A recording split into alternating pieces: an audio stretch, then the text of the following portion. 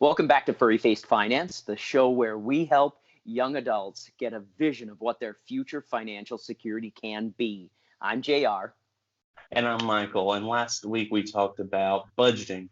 So if you're interested, go into the description and you'll get a link to be able to watch that video. But for today, we're going to be talking about everyone's favorite thing, credit cards. Yes. We want to let you know right at the outset that credit cards can be very, very dangerous for your finances. There are good reasons to have credit cards, but they can burn you. It's like fire. Fire can keep you warm at night. It can warm you up on a cold day, but it can also give you third degree burns. So you have to be very, very careful with credit cards, just like you do with fire. And like JR had actually said in the pre-show, it actually really resonated with me, is your budget when you're using the credit cards is very important because, like JR said, your budget can go from ramen to steak real quick when you're using other people's money. Yeah, absolutely. You can use credit cards to your advantage, and Dave Ramsey does mention is a proponent of having zero credit cards, and so it can be done with zero credit cards, and we can even drop a link in the description about how maybe his side of the story on credit cards. But I think they can be valuable. Let's start with talking about the ways that they can burn you. So, like the steak to ramen concept, we would advise you have one credit card and you use it for one budget item. We would recommend that be gas. If you're using your credit card for groceries, then like Michael said, your grocery purchases can get out of control really quickly. You can go from ramen to steak very, very fast. Whereas if you're using it as a card for your fuel in your tank, it's much, much more difficult to overshoot your gas budget putting gas in your tank than it is to overshoot your food budget by putting food on the credit card. Yeah, that is very true because, with that, the grocery store, you go when you're hungry. There's all kinds of tips and tricks that you can hear about online about make sure you eat before you go. Those kind of things kind of help out. But yeah, with the gas, I mean, unless you're just out riding the roads, which I've been guilty of doing myself, just for something to do. But I mean, you still want to reel that in and make sure that you are sticking to your budget because at this point in time, if you just starting out, if it's not a big credit card, you've got 30 days that you can use the bank's money for free, basically, in a way, because as long as you pay that balance in full by the due date, they're not going to charge you any interest. And that is huge for your budget because then that helps you not have to account for anything extra. So that is something I feel like is very, very important, is knowing what the difference in interest is and what your terms are, because, there's deferred interest out there. There's 0% introductory interest, and then there's just the standard APR of 22%, and those are different things that me and JR have experience in with our years of experience within the financial industry working with credit cards. So we want to be able to share that knowledge with you and make sure you guys are well informed. Yeah, there's a bunch of good reasons. Well, I wouldn't say a bunch. There's a few good reasons to have a credit card. One of which is it helps improve your FICO score, and we will do an episode on your FICO score. So don't worry if you don't really understand what FICO means. Just know that if you're wanting to get a house loan at some point, if you're wanting often with a car loan, sometimes I think some employers are looking at FICO scores as an indicator of your character as a person before hiring you onto their company. And so it's getting more and more important to have a good FICO score. And one of the ways to do that is to get a credit card and put, like, for instance, your gas money on there. Put it on there and pay it off in full when the statement comes every month. Now, what that'll do is it will show that you are responsible with debt. Um, so basically, when you're using a credit card, like Michael said, you're using the bank's money.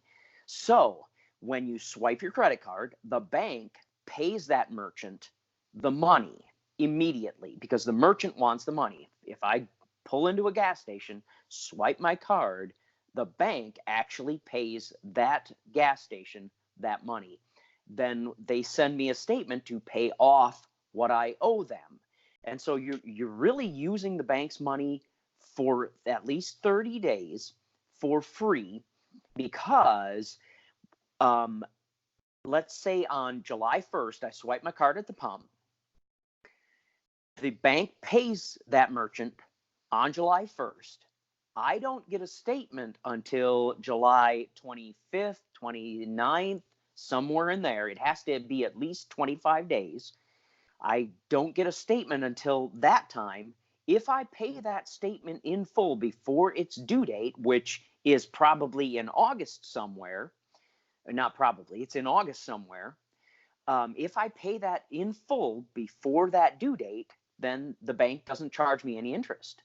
So you're basically using the bank's money for 30 to almost 60 days for free. And that can be beneficial. Um, it helps you track, like my wife and I use credit cards to track our spending. We have a certain credit card that is just for gas purchases, and it helps us know, are we staying within our gas budget? Are we staying within our gas budget?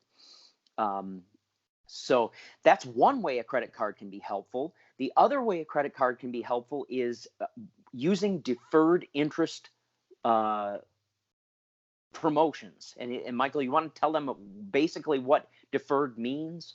Yeah, so deferred is basically just like it sounds. It's not zero. It's moved back for you. It's deferred with the agreement made up front that, for instance, you pay, I don't know what a good amount, say $1,500 for a good laptop is, or a good tablet. And you put that on, say, we'll use Best Buy as an example. Best Buy credit card, you take that, you swipe it, you get a nice 12-month promotion or deferred interest. You get, the agreement is you're going to pay that whole $1,500 in full by the 12-month mark in order to avoid the interest. Now, what happens is, and well, I'll go back to the advice that I try to give all of my customers that I've dealt with. Take your balance, divide it by the length of time you have, pay that each month, make it into an installment loan, basically. You can pay the minimum because that's all the bank's going to send you is pay this minimum and keep your account current. Keep your account current with the understanding that you're going to look at your statement and see, oh, I have this amount to pay by this point. And then you're going to have a huge balloon payment that you have to come up with somewhere. And then you get into the worrisome spot of, oh, do I get another credit card to do a balance transfer? And then that gets hectic and dangerous. And then you have more than one credit card and you're not going with the sound advice. But the deferred interest, what happens is it's calculated on a daily revolving balance. It's just as dangerous as how we talk about a 401k has compounding interest and it makes money on top of money on top of money. That's how the bank runs their credit cards. Money on top of money on top of money. And then what happens is that 12 months, you don't pay it. That very next statement, boom, you're hit with a ridiculous, like $1,000 or more of interest, boom, laid on you. And then your minimum payment shoots through the roof because then it's recalibrating based on your total balance on the account. You could potentially be over your credit limit, which we can discuss in the FICO, how that, we'll talk about in that episode, how that can impact that. Then you're frustrated because now your budget's all blown out. So that's just something that we really wanted to keep you mindful for. It can be good, but there's a little bit of a dangerous aspect if you're not careful about the deferred interest. And then I know there's also some credit cards out there that actually have a true introductory 0% interest where they don't charge you on anything for that period. But after that, typically, I think those credit cards typically have more on the 25+% APR. So once you get out of that promotional period, they're not really liable to use unless, like you use JR's advice, put one thing on there and then pay it off in full by the due date.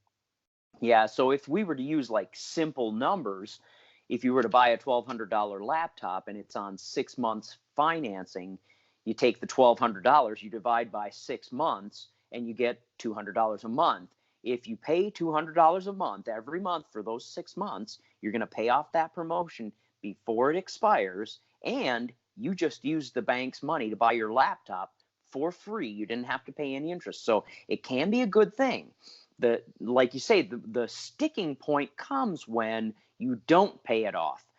I don't know. I can't even tell you the number of customers that have called me that have been surprised how big that interest charge can be if they don't pay it off in time.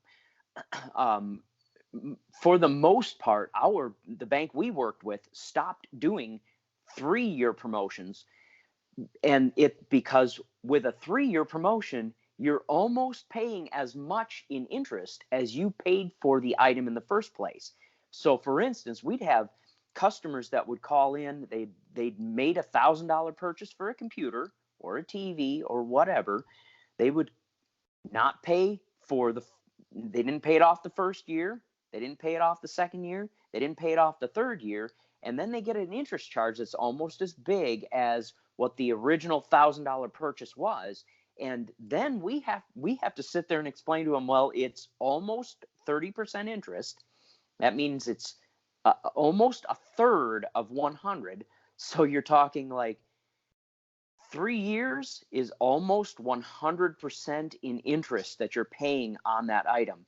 So it is definitely something to be very, very careful of, because you can get burned on these deferred interest promotions. However, they can be very good, not just in the idea that you can pay, like buy a computer for school, for instance, and pay it off in 6 months and use the bank's money for free, but also when we get into the episode on your FICO score, being able to show someone who lends you money that you can pay every month a little bit of that back and you will pay it back on time is very, very important for your FICO score. It just shows responsibility with money, and that's what they're looking for.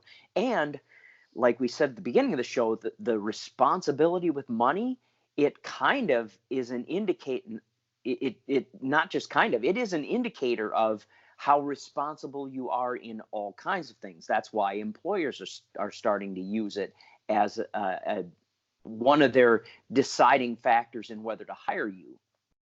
Yeah, and I think that's super important, because that's going to affect your bottom line if you get brought in for a great opportunity or not. And I mean, I know just from my experience is that I would strongly encourage you to learn, and we're going to do an episode about this, we talked about as well, is reading through terms and conditions. Contracts are super important to read through. I know it's so easy just to initial sign and go through, but you need to read it, because most people that draw up a contract, they're doing it at an angle. I mean, I hate to be like that, but I mean, most businesses are covering themselves. They are. So you have to cover yourself, because they've hired an attorney to draw that up and make it legitimate. So you need to do your research as well. But on a more positive note, credit cards can definitely be a good thing. I know they've saved myself in several situations where I was in between paycheck, or I was waiting on my income tax and a big purchase, like for instance, my transmission went out. I didn't have the cash on me at the time, so I was able to use a credit card and then pay it off my income tax. But it was able to get my car so I could get back and forth to work. So there's some definite pros to credit cards. Just make sure you're wise about how you use them. Yeah, absolutely. Hey guys, if you have any questions about what we've covered in this episode or credit cards in general, definitely DM us on Instagram at Furry Faced Finance, or give us a Snapchat at Furry Faced. We'd love to chat with you about credit cards and how you can best use them to your advantage without getting burned. You guys got this. We believe in you.